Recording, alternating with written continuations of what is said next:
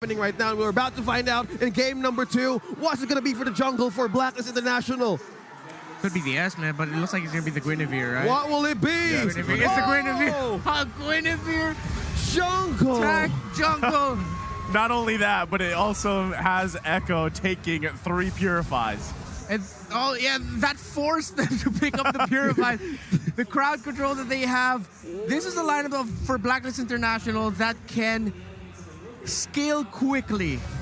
Echo will need time. BLACKLIST can scale quickly because they've taken the core idea that Echo played earlier in game number 1, which is they front-loaded their main rotational 3, the mid lane, the roamer, and the jungler with magic damage. Well, seems like now in early game we have Yawi back on the ref for Ella. Well, this answers out early game rotation and also the healing. There's no surprise that there's going to be ganks from Echo on what we saw in game number 1 to actually utilize on how to aid the lanes.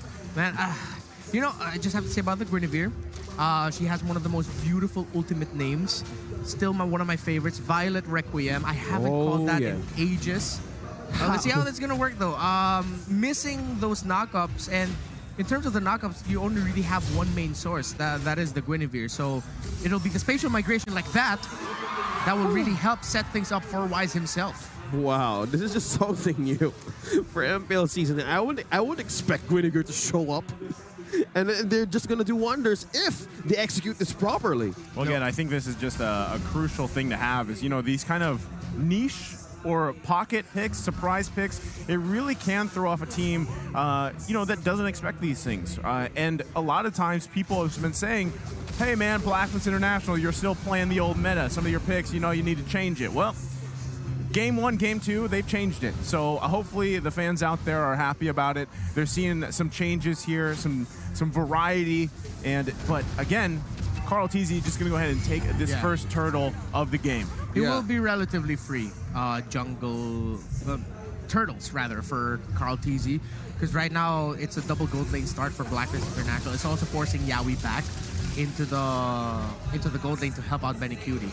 So BLACKLIST might take a while before they contest the turtles, but let's see. Well, look at that. Haji's throwing down some feather airstrikes, clearing up the lanes. Also, there's no action still happening. Okay, we're seeing a different route here. Different game, yeah. Different game. I mean, at this point, last game we had how many kills? I think it was almost like 7 kills. Yeah. At that point, it was a lot of back and forth. And yeah, I think the biggest thing here is how does this jungle Guinevere pair up against those objective fights? Carl TZ was looking to try to get a kill there. Didn't have the lethal counter available, though. Now, it's a big question here on how to answer, but we're looking at the XP lane. It's still the eternal battle, but now we're about to see something, same as the heat battle in game number 1. Haji supplementing the gold lane. Yeah. And one of the biggest things for BLACKLIST International is Wise can really just use the Violet Requiem during objective team fights and be able to easily retribution away. Again, Guinevere is immune to control effects when she is using her ultimate, so it's gonna be somewhat even, I guess, or in terms of being able to safely take away objectives, Wise will have that. But the lethal counter plus retribution combo of the Bauman is still incredibly deadly. Yeah. Push up here already. Now, top lane is being the priority here of these two teams. Will it be Oheb for a target of Carl TZ or even Yawi? So there's a lot of things they're being cautious about. So not getting into pickoffs, even on the objective. So, okay, it's all about enablement now for these two teams. Yeah, now in a couple seconds we have what we've been kind of talking about here. How are these objectives going to play out? How will that contest come out for Wise? But already Edward getting about half health here. Wise going to jump in. It tries to get out. Whoa. They're chasing him down, though. Not going to be enough. It's Yawi that gets the first blood here. Feather airstrike committed, but that's just going to be the second turtle of the game going in the hands of Echo. Yeah, and Echo, they might be more aggressive. Like, they'll play this aggression, really. They have the lineup for it, but the sacrifice for it is, yeah, they're giving a little bit more progress to Oheb and Oh My Venus. But Echo and Benny Cutie especially handled that rotation well, because even though they had to leave Oheb and Oh My Venus to be able to freely farm, they weren't able to farm a lot. Well, speaking of farming a lot, we're seeing how BLACKLIST International is grouping up to aid Oheb as well, because this time it's always about how Yawi rotates and how they can get that regen in all forms. Because one of the problem also is Haji is keeps on bursting resources in game number 1, and they don't want that to happen again. What I'm wondering too is with that Guinevere pick, and then you're playing against 3 Purifies. How hard is it going to be to actually get the combination off that you need to with the knockup and everything else? Because in a way, is it like Atlas, Renmar? I mean, that's a big question. That was even a key to victory, not letting Yawi get the Atlas. But when Wise has something like this, is it going to be able to be utilized the way they want to? But there you go, Wise taking quite a bit of damage already. And both teams just going back and forth. Back to the question. Yeah, what I'm waiting for right now to see is the item build that Wise is going to go for. Is he going to go full tank? Is he full magic here? Is going to be surprising for me. They're going to be lacking on that sustainability. Or is he going to go for a hybrid build? Let's see. Oh, there. It's like someone hurt me. Oh, there we go. So it's going to be a full tank Guinevere, it seems like. Molten Essence and Guardian Helmet is the next item there. So you see here, Carl TZ, Yawi already front-loading with the magic defense item. So while Sanford is already on his way to building an Oracle, potentially an Athena Shield as his second item, actually. So he's not even picking up that Enchanted Talisman yet, the Uranus of Echo. Now we're going for the defense first because the damage of Echo could actually show in mid-game. And there's a lot of just pokes and trades happening. Oh, it's just clears. Okay, this is a different approach for Blacklist and Echo.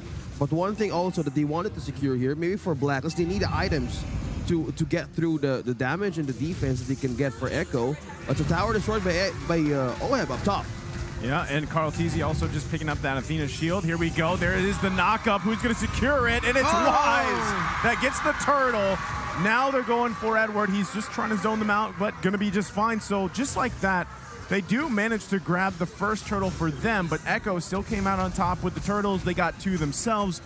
That gold lead, very minor here, though, for Blacklist International. Yeah, and it looked like that was a gamble by Echo because with how they rotated Benny Cutie off of the gold lane to leave Oheb alone, they front-loaded their resources to be able to secure that turtle. But since Wise was able to secure that turtle, Echo had to make for that move in the bottom lane tower. So at least they got a bit back, but it's still a... Well, it's still a win for Blacklist International, but everything's still pretty even right now.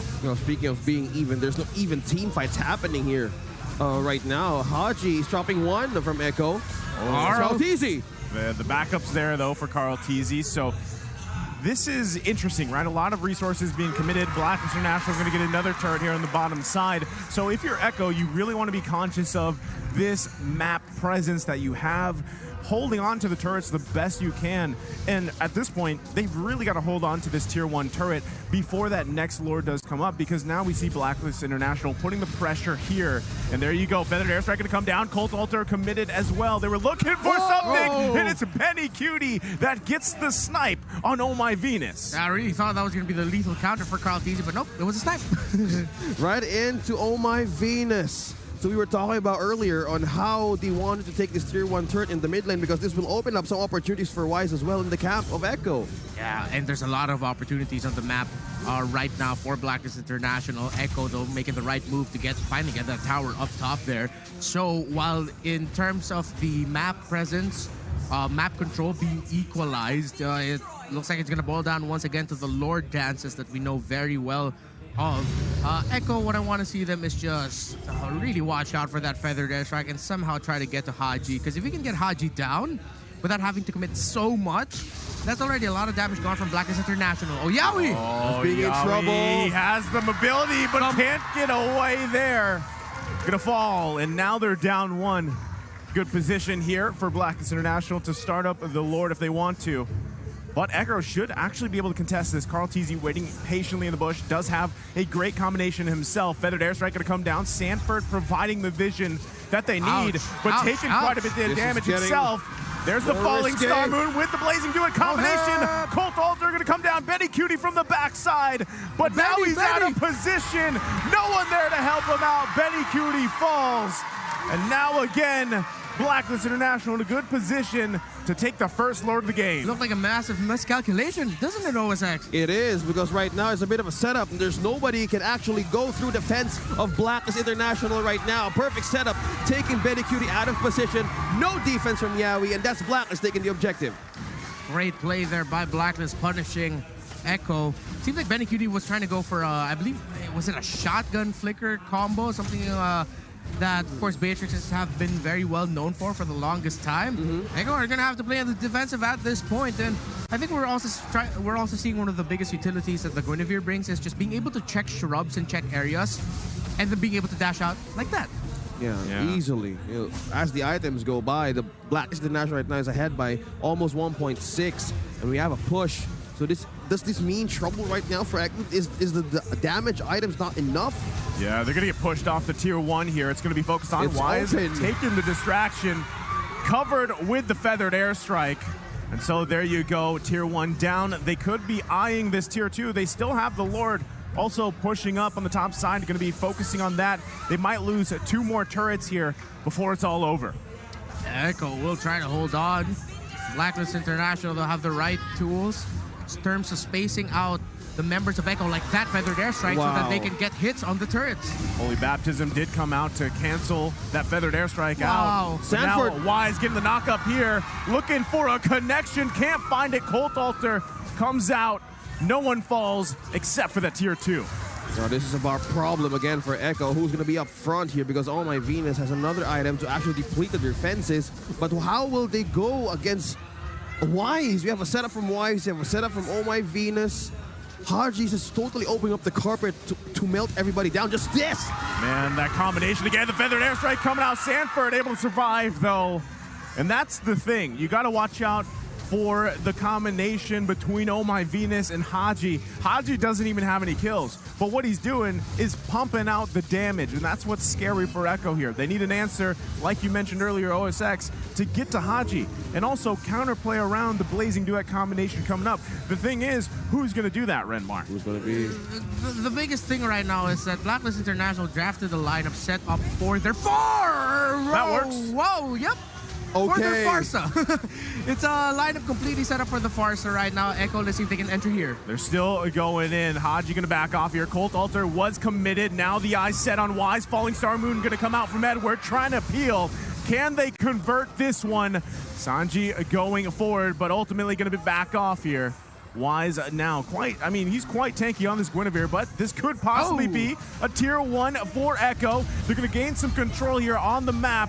Feathered airstrike to push them back, but right now that's the best case scenario for Echo. Right now it's going to be Blacklist waiting for the right window here because we're going to see a bit of a freeze lane here from top to bottom because they're squeezing out Echo again how they did on game number 1. Deplete their resources and then nothing else is left for their HPs, and that's how they attack. So this is the thing that they need to worry about. Yeah, you mentioned their small window OSX, and I'm going to go back to answer the question of Naiso. It's Echo can go for the counter punish.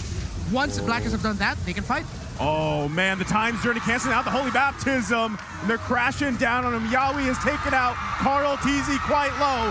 Wise chasing Sanji. Sanford trying to go the other way. Can't get away from Oheb, and it's Wise now focusing on Sanji again. That's going to be the kill. Going over to Haji. Member after member of Echo fall, and this is a clear sign for Blacklist to take the Lord. 2 members down, and the code is open for the Lord to be taken. Now Echo is on the defense. How will they make it through this? Insane skill timings by Blacklist International. When you thought Blacklist have already spent so much and Echo were already on the way back, suddenly a feathered airstrike popped off there by Haji just to show, no, we still got our main piece of our lineup here. Insane movements right now. Look at Haji. He is close to gold with Wise, their jungler. That tells you everything you need to know about here. Third building, of course, at Divine Glaive. That crazy as heck burst.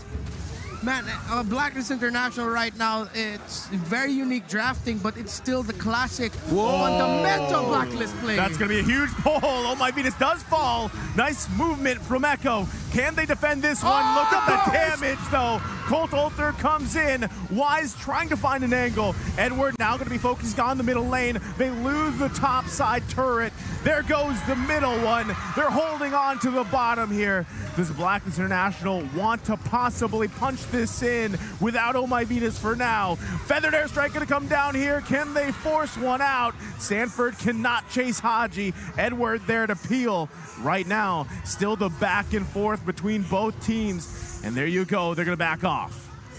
Now Echo are happy with at least the game isn't over, but with 2 turrets down, only 1 base turret remaining, it's going to be a tough hill to climb for Echo at Blacklist International. At this point, it's really just their timings, what they save, the initial damage that Echo receives from the Diggy as they entry, and then Oheb being able to deal damage, and then Haji just somehow always saving the Feathered Airstrike for the perfect moment. And if he's going to be using it early, Oheb's going to be coming in with a Blazing Duet like that. Wow, look at that. Oheb is just dancing through. That was just the Blazing Duet there. Already getting that Colt Alter out from Echo. Right now, still, they're going to be forced to just defend in their base. Look at the peel. Just by Oheb, putting Echo back to the base to defend. Who do you target here in Blacklist International? You can't target Oheb. You can't target Oh My Venus. Who do you take out of this equation right now? Anyone you can get at this point. Haji, of course, is the target you want to get, but the Time's Journey setup for the Farsa, Haji doesn't even need to worry about getting interrupted because Time's Journey is always just there. Yeah. It's such a compact formation. It boils back to how, of course, we found out or we learned more about the Ube play style often in Season 7. That's when we really coined that term. I believe it was Wolf actually who brought up Ube first. And one of the picks that arose because of the Ube to counter it was the glue. But in the scenario right now, glue in the meta is maybe there will be a way for it to go back. And yeah, I'm talking about glue because as we see right now, Echo don't have the piece just yet. No. With the Diggy up, and I think now we understand why Brand Esports just kept banning out the Diggy yesterday. Yeah, it makes total sense that they don't want that in any game against Blacklist International because it creates so much space, so much burst, so much vision. No matter what they do, Echo is just losing the radar right now on how to get into Blacklist International's heart. I think Echo is really relying on Benny Cutie as well. He's the main source of damage, but unfortunately for Benny Cutie, I mean, so far those 2 kills that you have is on the snipe shots, right? So it's difficult for Benny Cutie to even get in the positioning that he needs to, as we see from either the Feathered Airstrike or the Blazing Duet. There's a lot of, again, options here for Blacklist International, whereas Echo kind of has one road to go down, and unfortunately they haven't been able to get there just yet. But the road right now is on to the first spot into the grand finals. This is how tough this match is. Well, they're doing a split right now. Sanford doing the XP lane things. Oh, he's gonna get punished. Are they diverting the attention of Blacklist right now? Yeah, the thing about this is that Sanford can get easily punished by these 2. And Echo, with their lineup, they can't even get close to this 3 in the Lord. So even if Sanford will do that, Haji and Oheb can rotate fast enough, while the members of Echo who are left remaining to go up against a Diggy, a Guinevere tank, and an Esmeralda need to spend so much. And by the time they spend a lot, the members of Blacklist remaining will still be down, but then Haji and Oheb will be back. They're walking in landmines that they cannot see. They're bunnies, there's pulls, there's resets, and the Lord is just being used as trap and bait. But Edward from the back line, though. There he goes, Edward, though. There's the Feathered Airstrike plus the Blazing Duet. Oheb trying to push them back. Haji grabs the kill. Oheb's unstoppable. Echo just crumbling here in their own jungle. And now the Lord for the taking once again. Can Echo defend the charge that is headed for them? Edward, though, going in, trying to zone them out, keep them from coming here. They're going to push them back. They give up on the Lord. It's going to go ahead and reset. Sanford, but look at Benny Cutie. Forces out the Winter Trotchet. Immortality going to be popped here. Can he grab the kill? Yes, he does. But there's Wise. Sanford grabs Oh My Venus. It's a wipe out. That's it. Echo is down and out. Blacklist International going to push it in. 5-man down for the Orcas. And the code is right into the base of Echo. And just like that, Yawi trying to do his best to defend here, but there's nothing he can do. Blacklist International taking game number 2. Unique picks in the jungle. Excellent and dominant execution.